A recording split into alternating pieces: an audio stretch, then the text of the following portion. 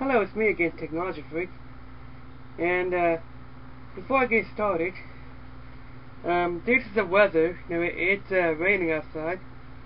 I'm gonna be filming in here probably the next couple of days because of the rain. So, anyways, the topic of this video is a Dyson table fan. It's actually a longer name than that, which I put in as the title of the video.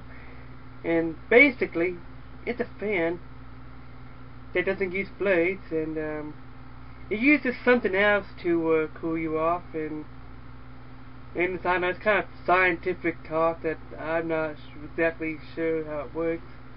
I think it accelerates the wind or something like that. I don't really understand the science of it. So based on my research, I guess it somehow keeps you cool without blades, and I think that's amazing. I just think that's amazing. I wouldn't have thought that would be possible.